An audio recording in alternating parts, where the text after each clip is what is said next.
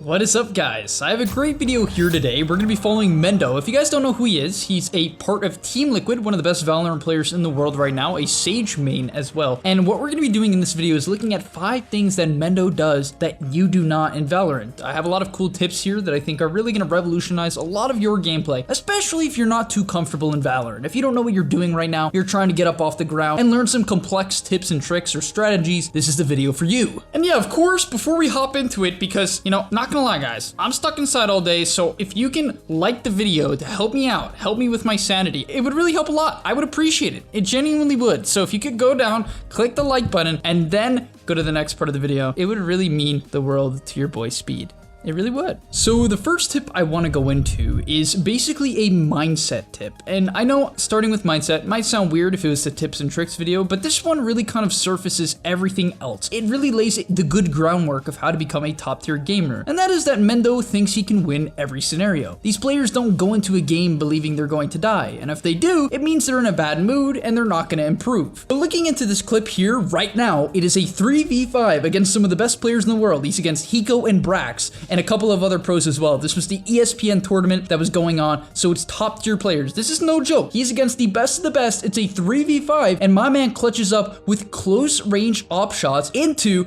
a classic clutch, which you're gonna see here. So turns the corner, and then I love this next upcoming play here. Right, he's rounding the bend, sees the Sage, misses the shot, but actually wide peeks with the op, gets her through the wall. Incredible accuracy, but now, unfortunately, his teammates didn't do too much work, so it's a 1v2, one of the players being Hiko on breach, and he has no op shots left, right? Or it's a bad idea to use the op in close range, but my man doesn't give up. It's 12 to 10. Do you think he's not going to play it out? Absolutely not. He beats Hiko, who had a Vandal, and pops off. And that's why I want to start the video, to get everyone on the right mood. Just believe you can do it. If Mendo can beat the best people in the world and clutch up in the worst scenario possible, where he has to kill 4 people to win with an op and a classic pistol, you can make it work as well. For point 2 and 3, it's going to be in the same clip, but I really want you guys to listen to exactly their callouts in the beginning of the round. These are very important callouts that you should be paying attention to, because this is going to be a habit you want to drill in very early on into your Valorant career. Ranked is coming out very soon, I believe next week, and so you want to get in the habit of calling ults and calculating buys before the round starts. Now I'm going to play you guys a clip of their audio,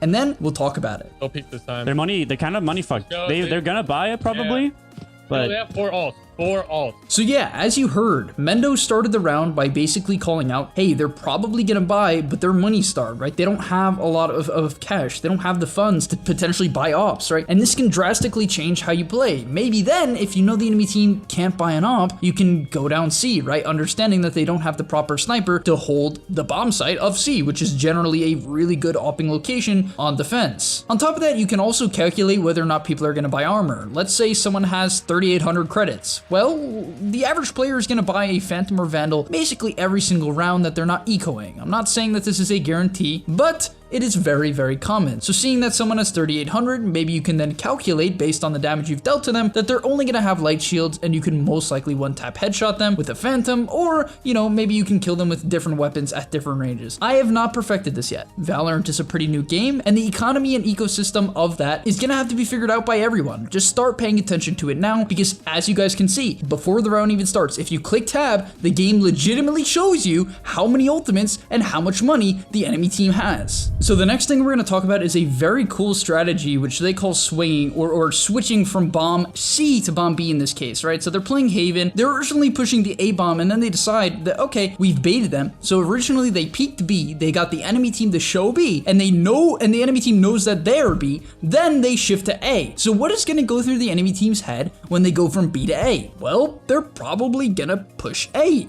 Not only are they going to push A, they're going to push A fast. And that's exactly what we see here. They fake the A, they peek, right? They even show at A, so they're clearly shooting the Scythe wall. They even shoot some abilities, right? The slow from the Sage, the stim beacon from the Brimstone, and then they go all the way back to B. Now this is a call out you want to make mid-round. Basically, you show at one bomb, then you go to the next, right? Go to A, then after going to A, you swing it back to B. And what this is going to create is a situation where you can absolutely hold the defensive team. You almost create a situation where you've switched the tides of battle to the point where you are now the team that is holding defense, right? Because look, they're going to go through here, they're going to put the Sage wall on the right, and now this enemy team who has to push in from C is absolutely stuck. They get the 1 kill on the Cypher that they needed, and all of a sudden the enemy team is all funneled into this doorway. And obviously it's free pickings from there. It's a 5v4. And even though they res, they're stuck, right? They're getting a few pickoffs here and there, but they have complete advantage in positioning. They can get a free res off. They can spray through the smoke and get a lucky headshot, which you'll see in a second here. And that's kind of the reality. Gets a lucky headshot onto the breach,